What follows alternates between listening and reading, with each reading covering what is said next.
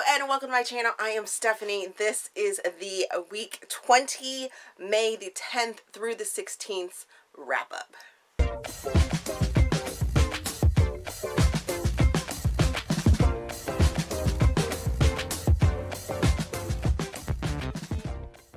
Alrighty, so let's just jump into it because I have a lot of things. Oh gosh, sorry. Oh, it felt like I have something in my eye real quick. Ugh. Okay. Oh, crazy. Whew. There we go. So we got a lot of things to get through. So since the lifestyle portion is now the TV and movie portion of the video, let's just jump into it because this week was a busy week for the TV shows and the movies that I watched.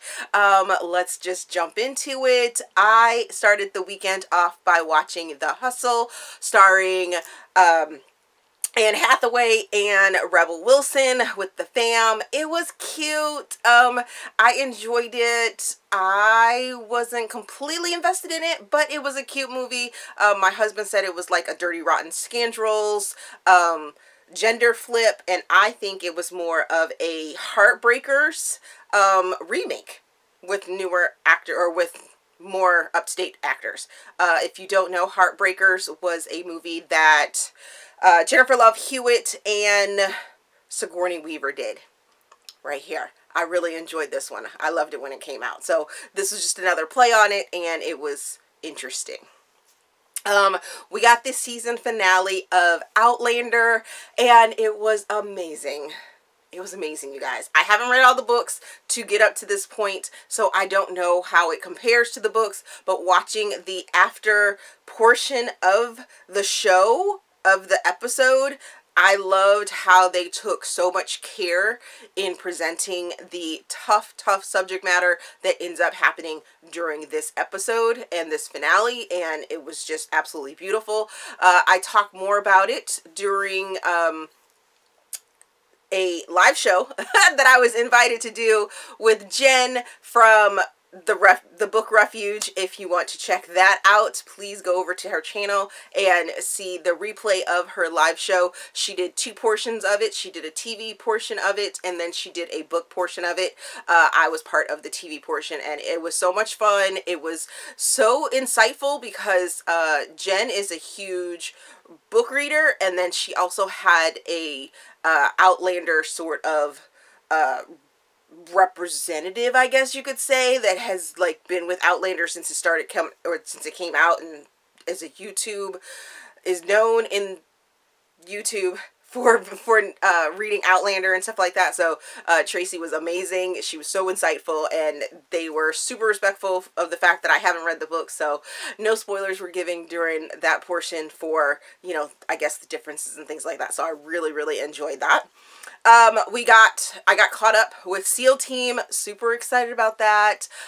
You guys know how I am with my military television shows, my military books, things like that. So if you have ever wanted a like real life, real look, real feeling military show, go check this one out, because I am here to tell you that they have two former members of the special operations groups of the military working on the show as well as in the show. So they really do get the things right.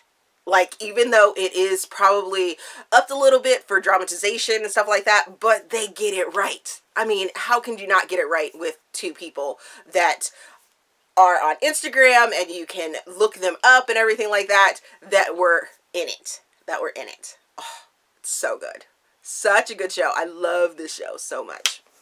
I then watched, or my husband and I watched, Extraction with Chris Hemsworth.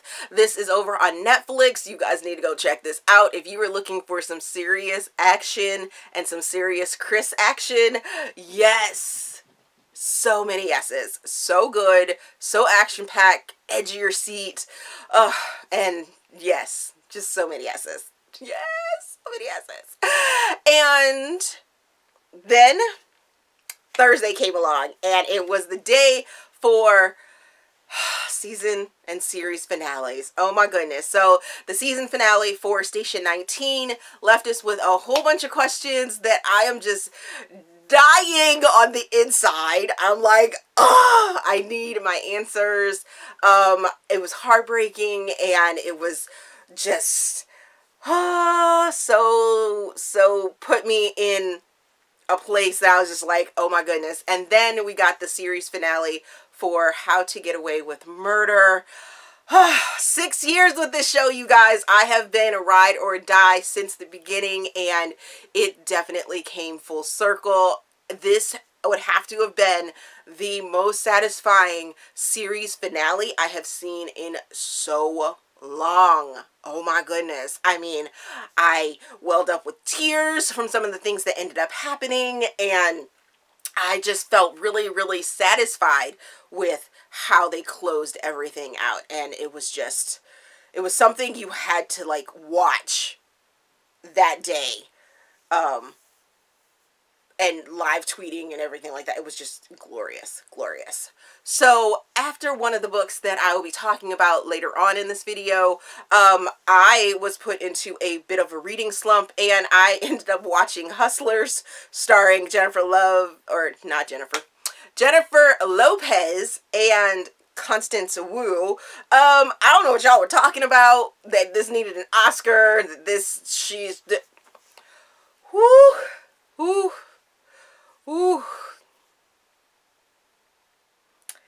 it wasn't all that great. I mean, it was a movie about strippers being criminals. Okay, women can be criminals too. Yeah. Now, let's get into the 9 books that I read last week. I started the week reading The Modern Gentleman by Meghan Quinn. I place this in rom-com. I give it 4.5 stars. I give it 3 Steam fans. I read this as an ARC, but it is now available for you guys to go check out. It is so funny. So the reason it lost a half of a star is because the majority of the book is written in Wes's voice. And I just loved how Meghan ended up giving June a voice, and it was so good. So this is a sort of gender swapped little play on how to date a guy, or how to lose a guy in 10 days. And I loved it because Wes is a writer. He has this persona of the modern gentleman. He gives these advice pieces, tips, and things like that in his magazine, and his boss is like, I need you to go ahead and start using those in real life, like in your life, and then report about it and stuff like that. Well, June gets wrapped up in this, and their antics are super funny and super relatable, and I just really enjoyed the story. The next book that I finished was Winter's Arrow. This is part of the Sinister Fairy Tales collection, also the X-Clan series by Lexi C. Foss. And this is a dystopian paranormal romance, you guys. Oh my goodness. I give it 4.5 stars. I give it 5 Steam fans. It was freaking smoking hot. I read this as an ARC, but you guys, it is available now for you guys to read. As I said, it's part of the Sinister Fairy Tale collection that I was arcing, well, that I am arcing for, and it was a little slow in the beginning. I had to get my footing on where it was going, and this is the story of Winter and Kazak, and it is a retelling, reimagining of Snow White and the Seven Dwarfs. Loved it oh so much, but they are wolves, and they have these different territories and these different kingdoms, and you have an evil stepmother, and it's just... Ooh, it was so interesting once it like really started to like unfold and what was going on and its fated mates, and it was just like edge of my seat, and it makes me want to go and read the other X-Clan books because I want to know about the other wolves that are involved in this, and I'm super excited for the next book to come out because the next book is about a couple that was introduced in this book. They may have been introduced in the previous 2 books as well, but this book, they were sort of side by side with Winter and Kazak, and I was like, here for it. So here for it. The next book that I finished was A Secret for a Secret, which is all in number 3 by Helena Hunting. I placed this in rom-com. I give it 5 stars. I give it 4 Steam fans. I listened to it as an audiobook. I tried to get an ARC of it, but then I was denied. But it came out and I got the audiobook like downloaded as soon as it came out. And this is a one-night stand that turns into something more because they ended up sharing time together. But then once they woke up in the morning, they were like, oh, okay, I needs to go. She goes Queenie goes her own way, and then Kingston goes his own way, but come to find out, they are more connected than they thought they were. They share secrets. There are family secrets. The dynamic is amazing.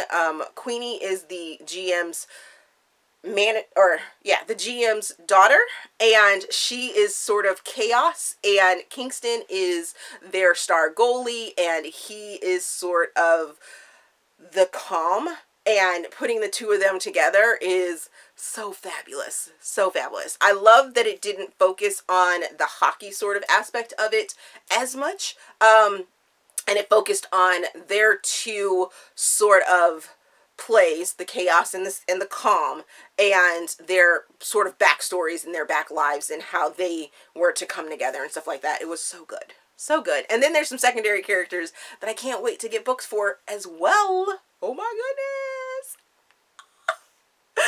The next book that I finished was Queen Move by Kennedy Ryan. Oh, place this in contemporary. Give it 5 stars. Give it 3 Steam fans. I read this as an ARC. You guys have got to wait another 9 days or so, depending on when you watch this video.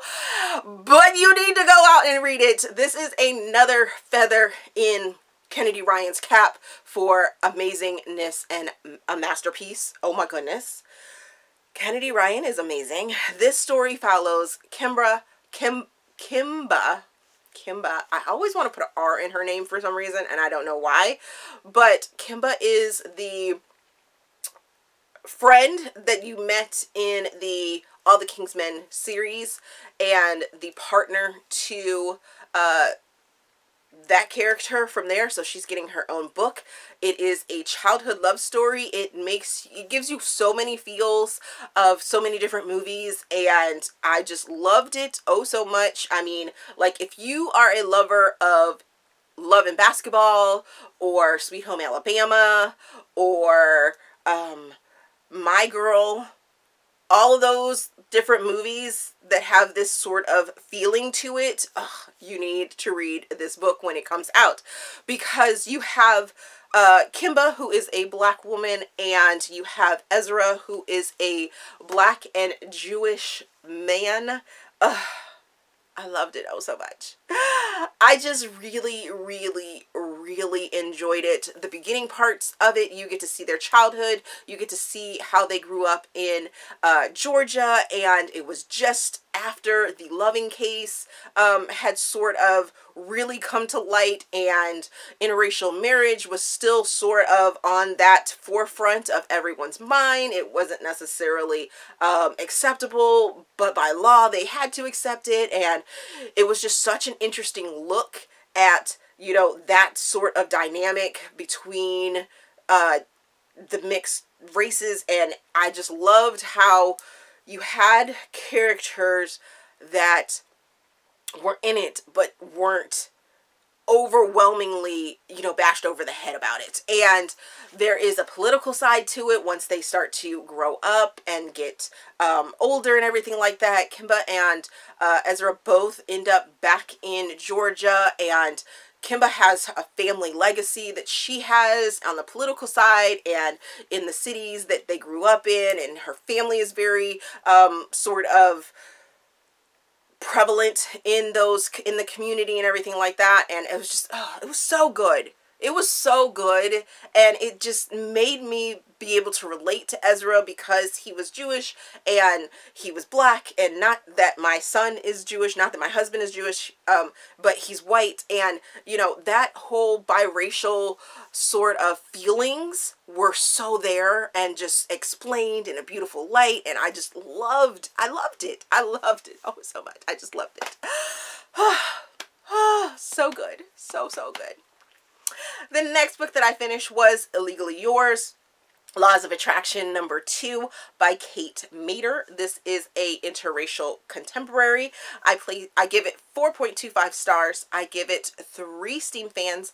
I read this as an audiobook. I had this as an ARC 2 years ago, and I couldn't remember why I didn't read this book. So after I finished it, well, actually I was about 60% into it, and I was like, why didn't I read this book? Because this book is actually kind of really nice and kind of good. So this book follows Lucas, who is a hotshot divorce attorney, and Trinity, who is the sister of the woman that Lucas is representing the husband in the divorce trial. So if that makes sense. And they actually meet before they figure out that he's the representation, when Trinity tries to get her sister a better lawyer. And then it all comes out that, you know what, I'm already representing your brother-in-law. Sorry, I can't help you. But there's an attraction and everything like that. So there's that whole legal standpoint. So I think that's where the title comes in, but I kind of got off track. So I had this 2 years ago, and the big to-do was that the cover didn't match the representation of the characters in the book. This book is a interracial relationship. Trinity is a black woman and Lucas is a white man. The very original cover was most definitely 2 white people on the cover. This new cover now represents the story and the characters so much better, like way better. I really appreciate it. And I think it's great. And the story itself really does evolve.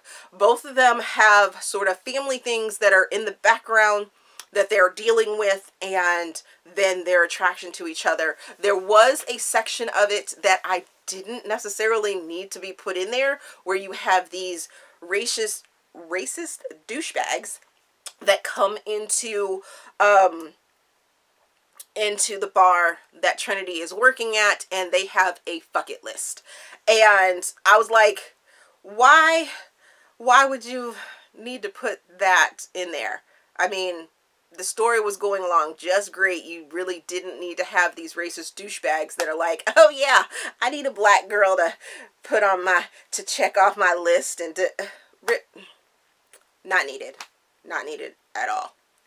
The next book that I finished was Undeniable, which is Indulgence series #4 by Aleatha Romig.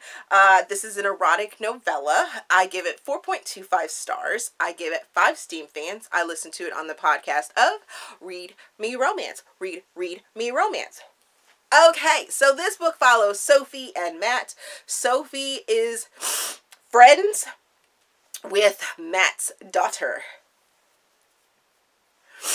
This is an age gap romance, so it's not for everyone. This reminds me that I love Aleatha's dark and twisted and taboo side. It's a short little yum yum. There was a couple of phrases or dialogue that was in the story that I felt a little cringy about, but otherwise I was good with it. So this story is not for everyone. I'm just going to put that out there. It's not for everyone. I enjoyed it. I enjoyed the banter between Milla and Tessa this week over on the podcast as well. And because it talks about the whole, that reading romance is about the fantasy. It's not about what you want in your real life. And this is definitely one of those stories that you don't necessarily want to see this story played out in real life, but it's fun to sort of read about it. And I loved their banter between the two of them and dialogue between the two of them, as well as this story. So if you're bear with me. If you know Aleatha's dark, twisted, taboo side and you enjoy that side of Aleatha Romig's writing, go read this book. If not, this is not a book that you tiptoe into as your first read for her. I have plenty of other books that you could read by Aleatha Romig to get into her mind and her ways, and so you can be addicted as like I am, but this is not one of them. Just putting that out there. Love it. The next book that I finished was The Other Side by Kim Holden, and I placed this in contemporary. I ended up giving this book 5 stars. I will explain that in just a second. I give it 1 Steam fan. I listened to it as an ARC audiobook. I was asked to review this as an audiobook in audiobook form, and so this book, right off the bat, I'm going to tell you that there is content warning for mental illness of all layers. I don't even want to go into the list of things that it covers. There's a lot of other content dialogue that is included in this story. So go into it, tread lightly if you have any issues with any type of mental illness and the different layers of mental illness. So this book starts off, I actually wanted to, or was thinking about DNFing it when I first started it. I didn't particularly care for the narrator that voiced Toby's side. I actually have a copy of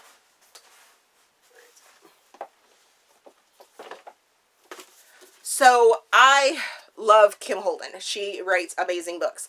When I saw her last year in July at Girls Are Back in Town, I was like, she was just releasing this. I was like, I got to get a copy of it. So I went and bought a copy of it. Hadn't read it, hadn't read the blurb on it, didn't know anything about what was going on with it, but knew I needed to have a copy of it. And so glad that I do have a copy of it now. A signed, copy to me and everything like that.